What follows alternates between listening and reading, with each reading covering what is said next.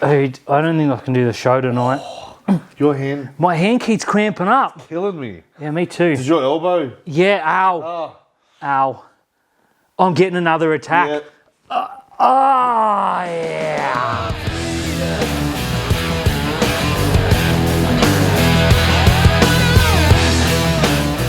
Hey everyone, welcome back to another episode of Rugby League Outlaws. Straight off the press stand. We are so brave. We're straight here. Yeah, we are. Getting ready to go into. Let's just dive straight into the Sharks. We are. Brought to you by our great mates at Winnett Civil Grading, who I have to say, since they've come on board, we've won a finals game. I don't want to say that they are the difference of our season, but They're not the difference. No, and we are in it to win it. We're right up to our neck in this. Oh, we are up to our neck.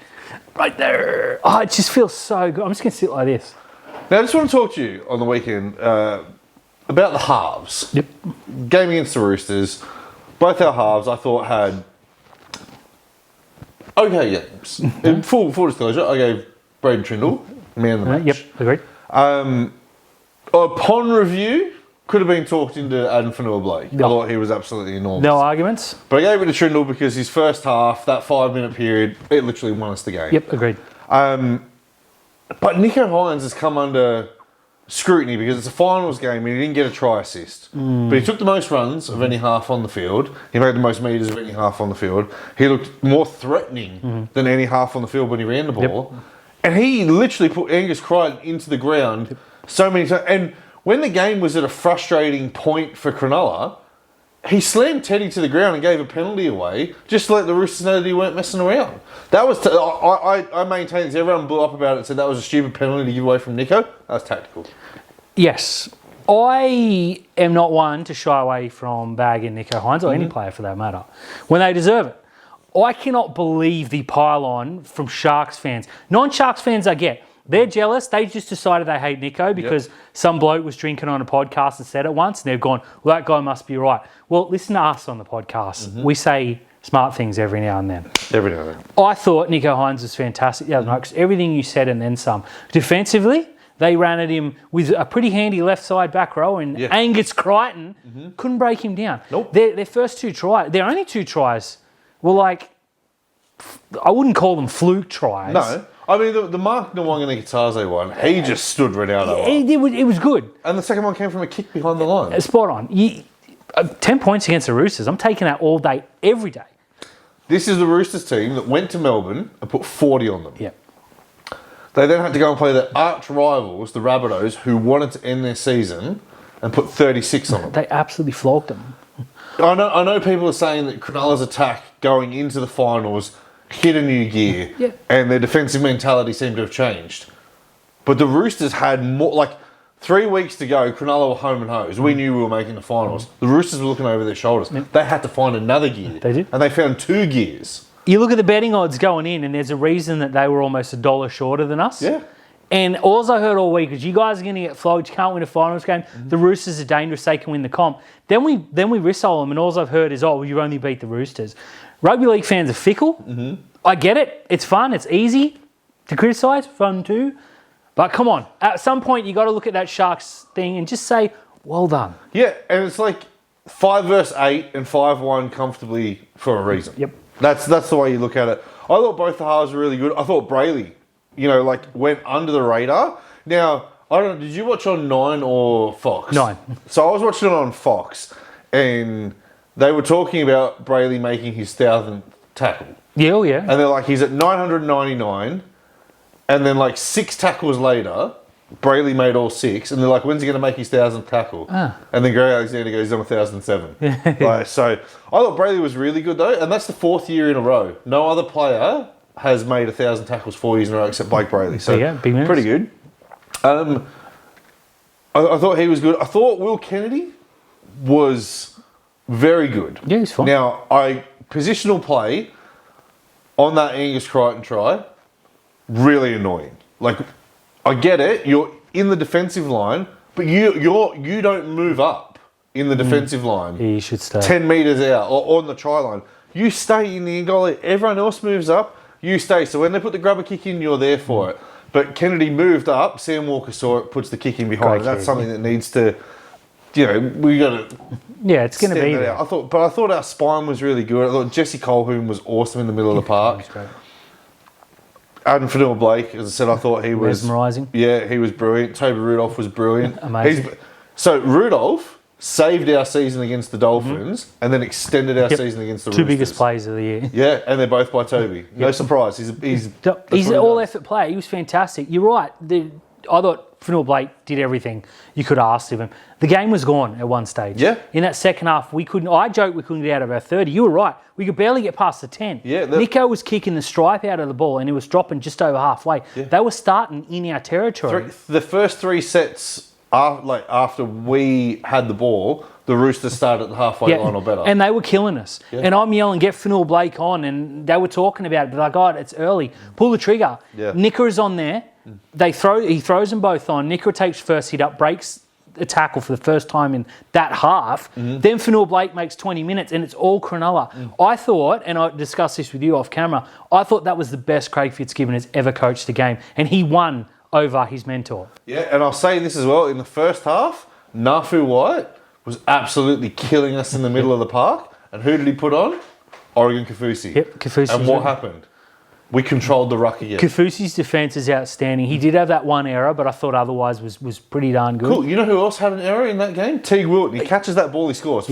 Yeah, he does. And Teague Wilton, I thought was outstanding. Outstanding. He's the hitman. Yeah, Billy Burns. He is the Wade Graham. Billy was brilliant again. Was really good. And when Nickera came on, I didn't know who was playing right edge because they were both in the middle of the park. Yeah, it was. Nickera went on with fire in his eyes. Yeah. I think he took that personally. And I'll tell you what, I'd be putting him straight back on the bench this week and saying that. Yeah, and then obviously Jesse Colquhoun comes back on and cleans the middle up. But to a fault, I don't think I can fault any Sharks player. The most worried player that I was about going into that game was Sione Katoa. Yep.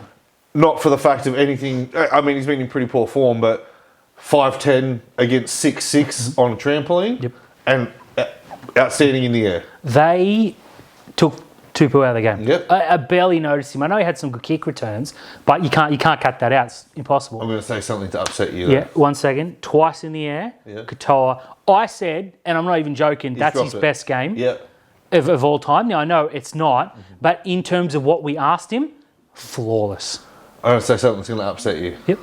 But this is the first time in Kale Iro's career that he's been beaten by an opposition centre. No, that's incorrect. I thought Robert Toya got the better of him. He's been beaten twice. Oh, who else? Will Penasini. Yeah, he got him. This week, look, he didn't mop him up, but Ronaldo certainly did. Yeah, Ronaldo mopped him up, but I thought in terms of the battle between Iro and Toya, I think Toya got the better of him. Oh well, he can celebrate in Bali, mate. I'll also say I thought Mark Nawangana-Gataze was the best player on the park. Yeah, I had him number 2 behind Trindle, mainly because I don't give losing teams, so I'm not the NRL. He was great, but you look at it and you think, okay, he had that fantastic moment, scored a great try. Ronaldo.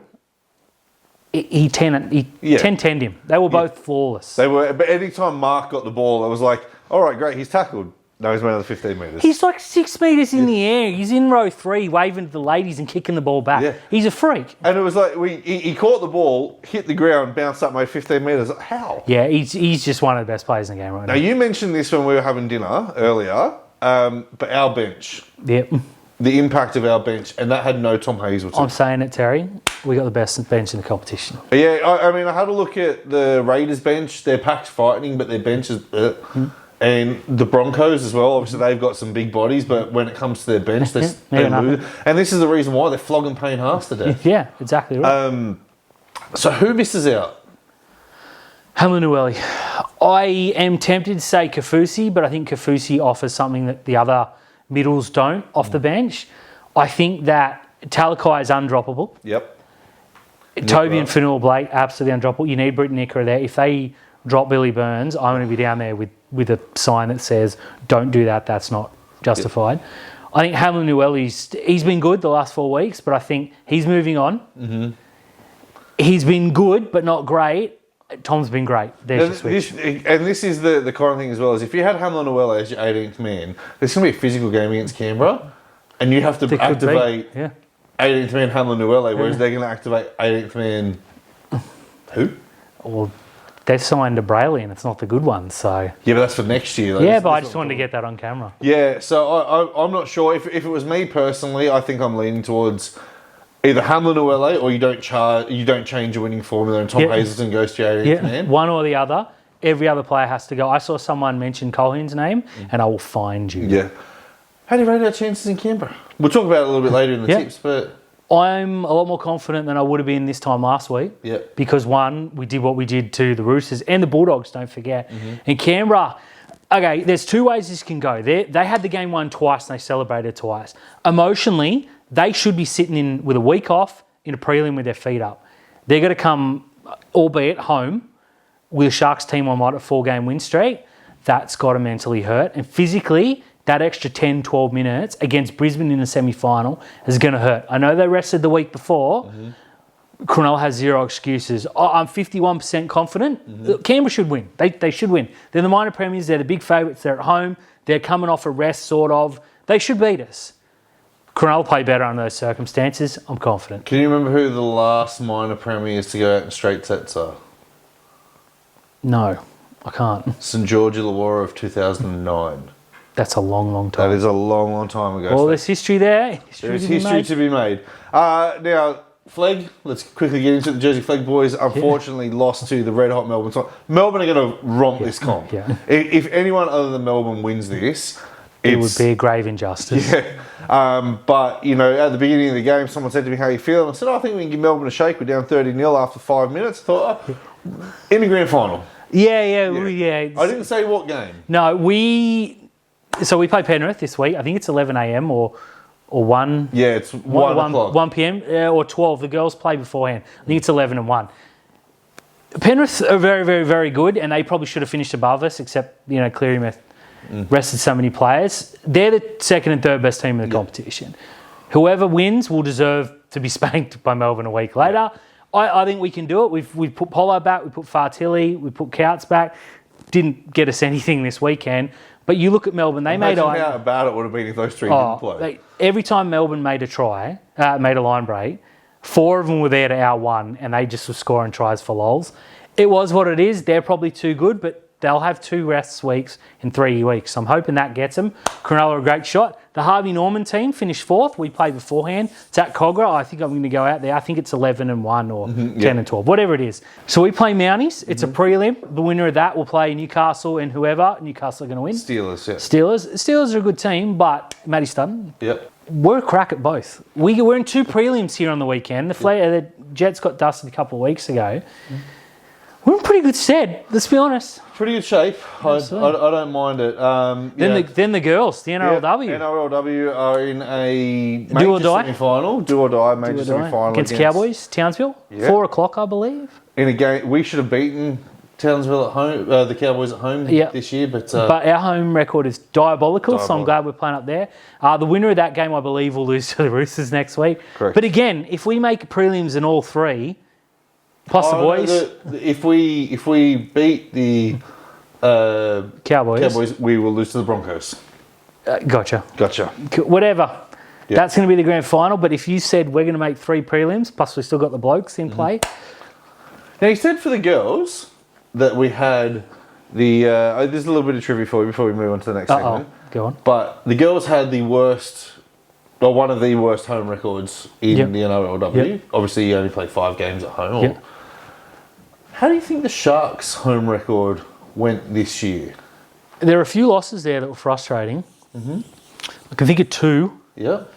I think it was better than it was bad because the home ground advantage was important come the finals. If I was to say to you that Cronulla had the 2nd best home record of the year. Why? Because you tend to be looking at me with those eyes that says I've got something 10 and 2 we were at home this year. Who's better? Canberra. Wow. Yep, Canberra were 11 and 1. Well, there you go. We got to fight to get the prelim, should we make it. Yep. Can you remember the game that Canberra lost at home? The last one? No, that was the Dolphins. Oh, that gotcha. Was the Dolphins. They were up 20-0 at halftime against the Dogs and got beat. Wow, there you go. So if they lead us 20-0 halftime, we got them.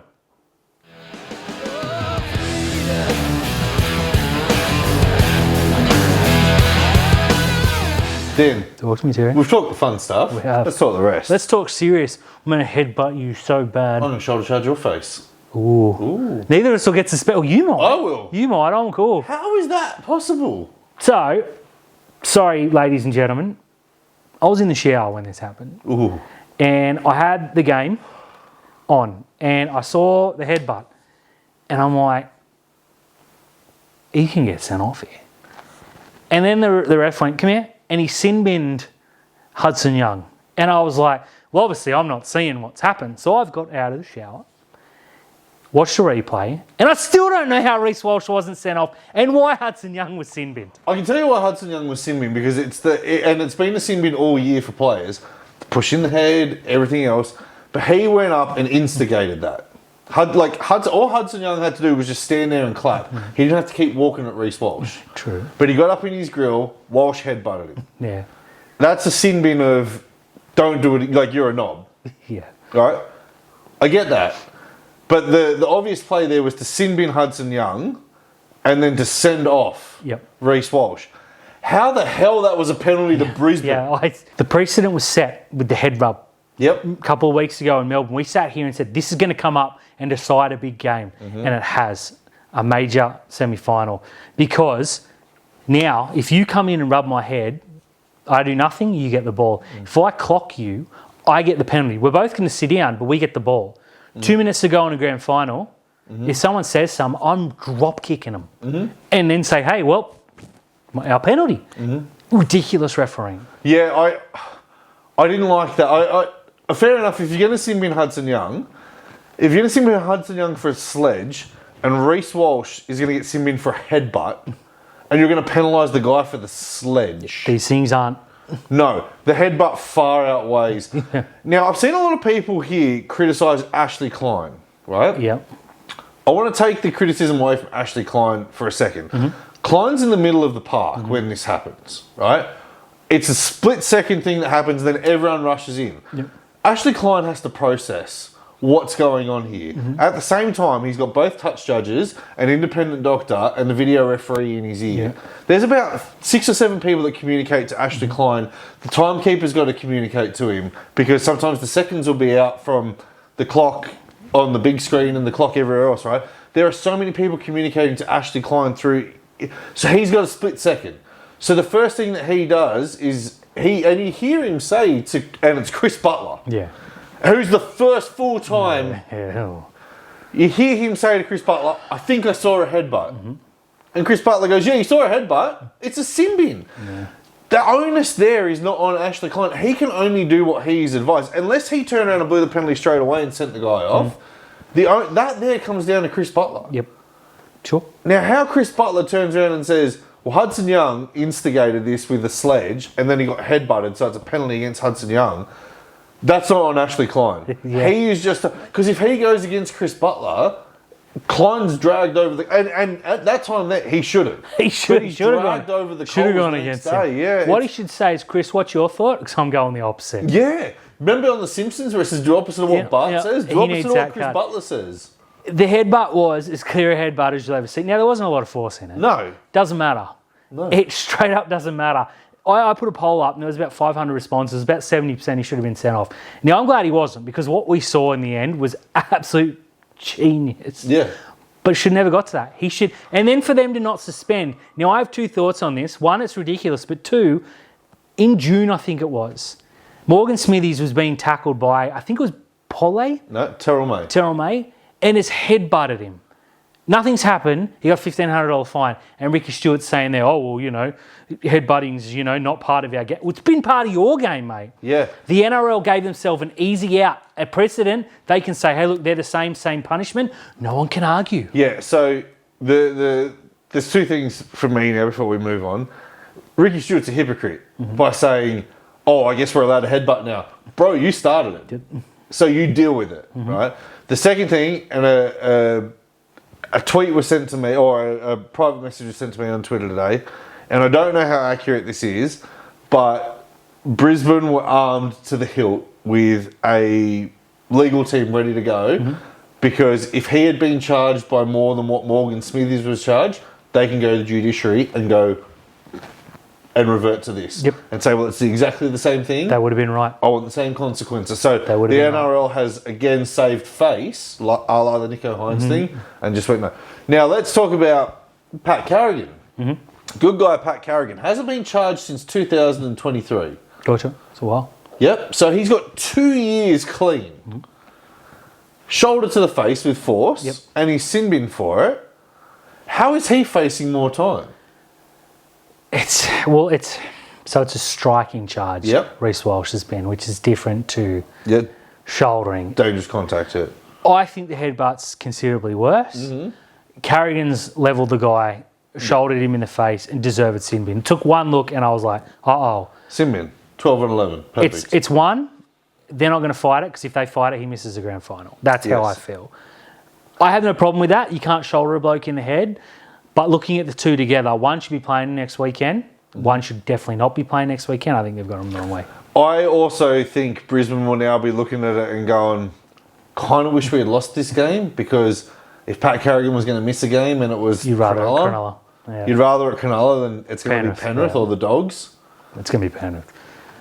We'll talk about that later. Yeah, we will. I don't blame them for giving him the 1 week. Whether they fight it or not, we'll know by the time this drops. I don't think they can. I don't think he can fight it. He'll miss 2 weeks. That was pretty bad. Sticking with the Broncos at the moment. Injuries. Billy Walters. ACL. Yeah, ACL damage. Yeah, didn't say he's gone. It's not a complete it's not a complete tear, but he's missing the rest of the season. Yeah, it's not good. Now you're gonna laugh and go, "Oh, it's Billy Walters." But it's Billy Walters. He's been brilliant for the Broncos this year. So good. And his dad got sacked, and he didn't throw his toys out of the cot. Nope. He didn't follow his dad to nowhere. Nope. He's continued to play for the Broncos. He's come off the bench. He started at hooker. He's starting at 6, and he's been tremendous everywhere he's done. Big out. Someone said to me that if he got the Broncos Player of the Year, you couldn't complain with it. He's been very good. Payne Haas. Yeah, but it sucks. He's been awesome in that. And an injury at this time of the year when you know that the Broncos are probably going to make the grand final, that's harsh, right? It is. Now, they've got a pretty handy guy coming back named Adam Reynolds. Yeah, I heard he's all right. He is all right. But Ben Hunt's been the star of the show for the Broncos lately. He has. He was this weekend and then kicked the winning field goal. I mean, I don't know if he was or if the Broncos were just off, but for that 20-minute period, him and Reece Walsh had the ball on a string. He's good. He and Reynolds are going to be serious fire. Ezra Mam may or may not be ready. They were serious fire before Ezra Mam. And when Ezra Mam came back, that's when they dove. Yep, 100%. Look, I said here last week, I think Brisbane the title favourites. Yep. Everything I've seen says that they're the favourites. Well, we said the winner of this game is into the grand final. And I think I stand by it. Yeah. It sucks. It really does suck for Billy Walters. But now, Payne Haas, ankle, calf, whatever it is, he's going to get 2 weeks rest. But geez, they flogged the life out of him. Like, if that's your star prop, limping, if Craig Fitzgibbon had left out for Noah Blake out like that, I'd be calling for his ball then. They needed to win that game. Yeah. That was an all or nothing play because I don't think he can back up next week. 2 weeks, I think he can. Did you see Viliami Kikau come out and say, I don't want scans on my eye, I'm playing? Yeah. I have a feeling Payne Haas said the same thing. Are you injured? What are you talking about? Yeah. Put me back out there, sir. Yeah, I'll run it off till half-time. You make sure there's 5 needles ready to go. And, he was blistering too, my word. Yeah, 176 metres, but Jesus. We got some good props. Yeah, injuries this time of year suck. It is part of the game, unfortunately. They're getting some handy players back. The Storm are going to welcome back 2 pretty handy players in the prelim in Pappenhausen and potentially Jerome Hughes. I can't see Jerome Hughes playing another game. But anyway, it is what it is. Now let's talk about our eliminated counterparts. The Warriors, great season by them. Not many people picked them in the top 8. You can go back to the Daily Telegraph. Only one person picked them in the top 8 out of their 8 experts. And they picked them at 8th. And at one point in time, they were flying. Yep, absolutely they were. Second first, for and against. They had really bad for and against. But when the injuries piled up, Luke Metcalf, Bitch Barnett, obviously their season derailed. Probably the 2 you don't want. I would argue that if those 2 stay in, the Warriors are a top 4 team all year. Yeah, and then it's different. Yeah, completely. And it's like harsh looking at it now, going that the Sharks are progressing. As an example, the Sharks are progressing further than the Warriors, but the Warriors had an outstanding season, trounced us by 30 when not fully fit. This is just the way that rugby league goes. How many times have we seen Cronulla go into the final series absolutely battered? Yep. Now, I would argue that the Warriors made one mistake this year, and that was not having a halfback ready to step up in Luke Metcalf's absence, because Tanner Boyd, for as good as he did, just isn't what...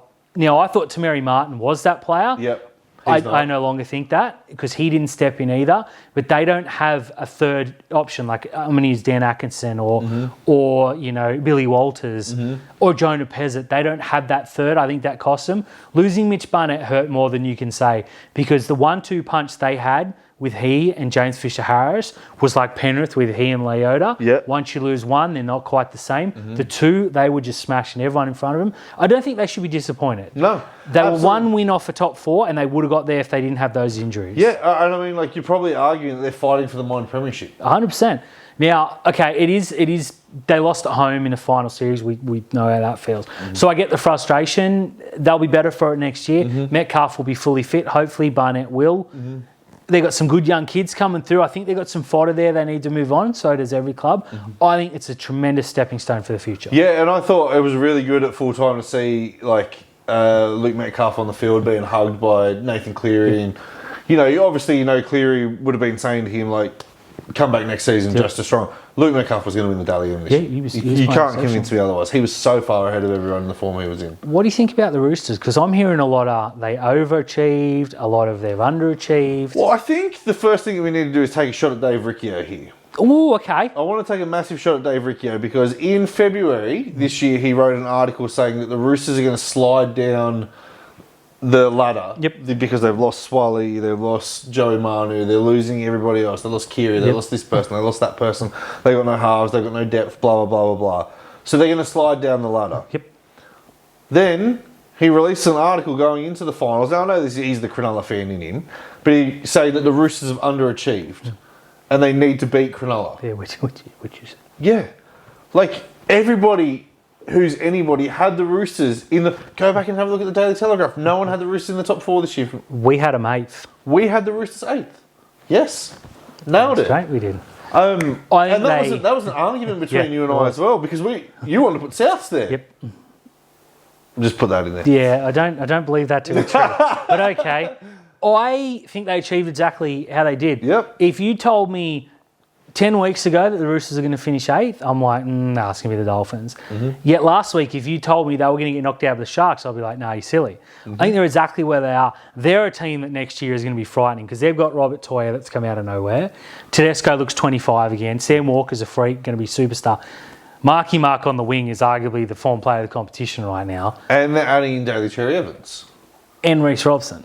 And Reece Robson, yeah. And I don't think they're done yet. They're going to be all right. Yeah, they're going to be all right. Now, there's a rumour going around that they're going to sign a front rower. That front rower currently plays at Cronulla. No, well, yes. Good luck to you. Yeah, so... And I mean that. And we know who it is. Sorry if that sounded sarcastic. The rumour going around is that Braden Hamlin-Uele is in talks with... Oh, he's a good picker. He would be great in their pack.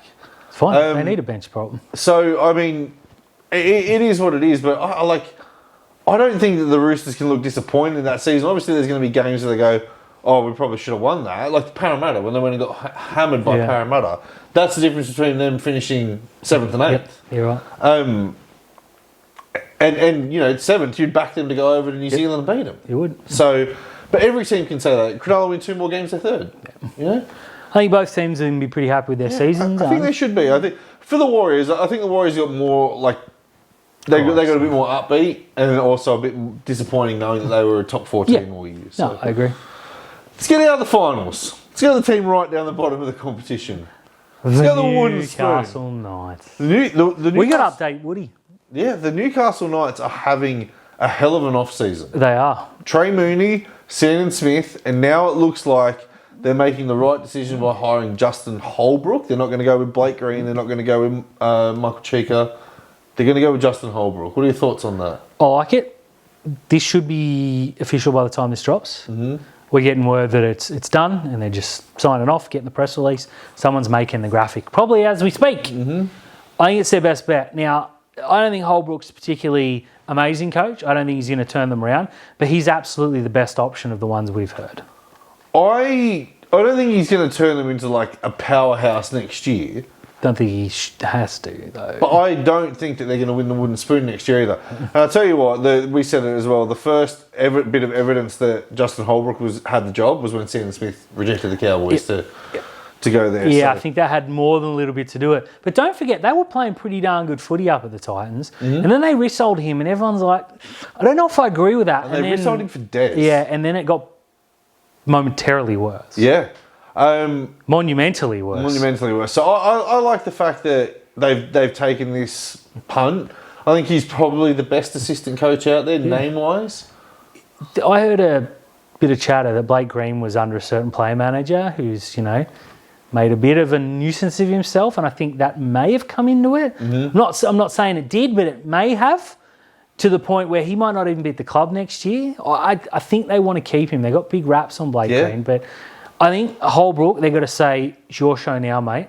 You run it the way you want. What I will say about Blake Green, though, is that people turn around and say that Blake Green was their attacking coach, and if he is their attacking coach, they made the right decision not appointing him, because as a fan of a club that employed Blake Green, he couldn't attack with the ball. Nope.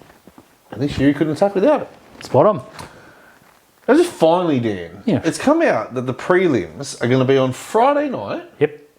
And Sunday afternoon. Yep. There's going to be no Saturday prelim. So the team that wins on Friday is going to have a 9-day turnaround to the grand final. Yeah. And then Sunday is just going to have the 7 days. And this is to pay respect to the AFL grand final. Now, in years gone by, we haven't cared about it. Nor should we. We've let the AFL grand final go until 4 o'clock, and then we've kicked off at 8 o'clock. Yep. Why are we changing things? Okay, so my serious hat on for a minute. 100,000 people are going to be at the MCG. Great. That's 100,000 people that need to get in. That's 100,000 people that need to get out. Cool. Now, the AFL Grand Final usually have a band playing after. They don't just get out. They do the half hour. Hey, they shake the kids' hands. They put the hats on. Birds Tokyo or Katy Perry play or whoever they got this year. I don't care. Then it goes on and on and on. Now, a lot of people will try to go to both. Not always possible because, can only mortgage your house once, how expensive it is. Transport down there is good. It's not 140,000 people getting in and out good. More importantly for me is the fact that Sharks fans, hopefully, can get down there Friday night and get out of there Saturday morning. I think that's why they've done it, because Saturday night, all the flights, so expensive. Now, it's probably going to be 2 Melbourne teams in the grand final this year in the AFL, for anyone who cares. I don't, full disclosure. So you're not going to get an out of town, although you could if Brisbane make it, now that I say that out loud. It's just easier. Again, it's a couple of hours, but they all stay there, they all drink there. Getting in the Storm are going to be an afterthought. This way, they get all the people that have come from their grand final, and I think they have Friday, they have the public holiday too for it. Go there, have some drinks, watch the Storm lose the Sharks, go to the grand final the next day. If both were smart, what they would do is they'd put the 100,000 people in, and then they'd lock the door, and then they'd say, your full-time entertainment is the Storm versus the Sharks. Go stay and watch it. 100,000 people, you set an NRL record. I'm a genius. I like it. No, I don't like AFL. No, I don't as like you it. Probably picked up. So yeah, it is what it is. When you talk it out loud, but are the NRL going to bend it every... what happens if... No. So what happens if next year it's Brisbane? The Lions are... but the Lions in the AFL Grand Final, they're going to take the fans away from that for a prelim. What are you going to do? Nah, it's a Melbourne thing. They know there's going to be 2 Melbourne teams. There's going to be chaos down there. That's why this has happened. Whatever. Whatever. I don't like the fact that Penrith and whoever fans are going, we only get 7 days. You only get 7 days. Come on.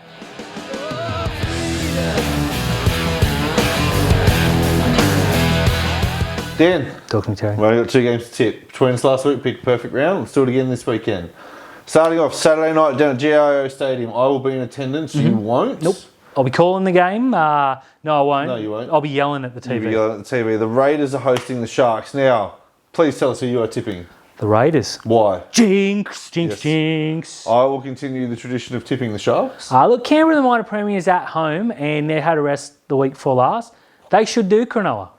This is going to be, what you don't know is the 2 teams going in completely different, right? Cronulla are going in on pretty handy form. Canberra going in pretty good form. You take the week off, and then they've just had an incredibly physical 92 minutes. Now, do you know what this reminds me of? 2016 all over again. Cowboys Broncos. Cowboys Broncos went 95 minutes or something like that. And That'd be nice. They were just battered. They had nothing left when they got to Sydney. So Let's hope that happens, eh? Yeah, the great thing for Canberra is they don't have to travel anywhere. No, they don't. The advantage, well, the good thing for Cronulla is they're only going 2 hours down the road. They're not getting in a flight. It's a nice, easy drive. Yeah, so Night before. I like the chances of. I think for the forward packs match up on each other. I think the halves is a great battle. I think we've got the advantage at halfback. They've got the advantage at 5'8". We've got the advantage in the centres. Their wingers are pretty good. Their fullback is outstanding. Yeah, this is a pick 'em game. Yeah. This is so good. What played once this year and Canberra got us on the bell. Yeah.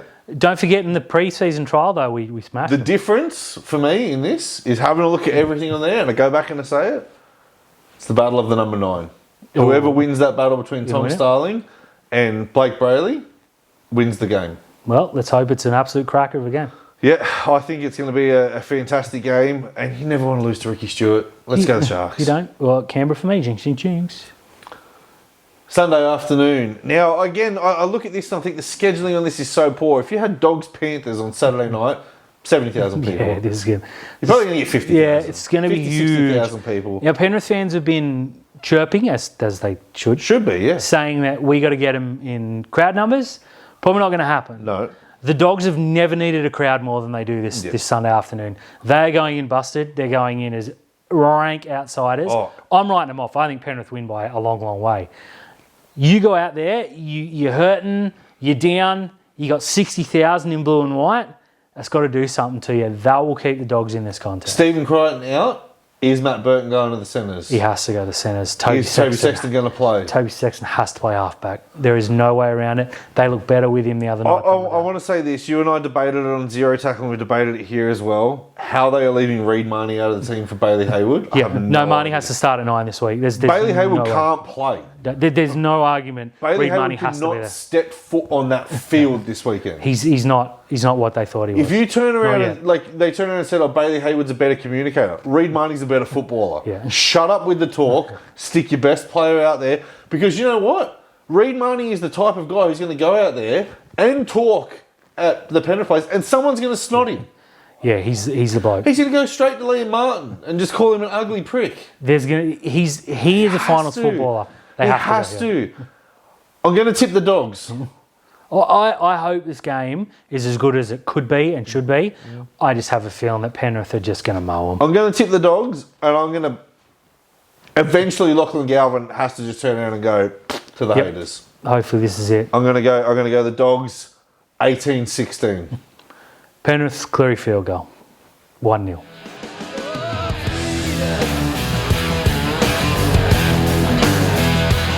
Hey everyone, thank you for tuning into another episode of Rugby League Outlaws. We're getting to the end of the season. It's finals time. We're going to be here for the everything. The Ashes. Can't get rid of us. Yeah, you can't. Dare to try. Fins up tomorrow night for anyone who wants a Sharks deep dive. Yeah, I'll be on with Sam on Saturday. Yeah, calling the Sharks. Tricky Teas on Wednesday night. Tricky Teas Wednesday night. I'll put that link up when I get home. Please remind me. Just tune in. It's gonna be a great week of rugby league goodness.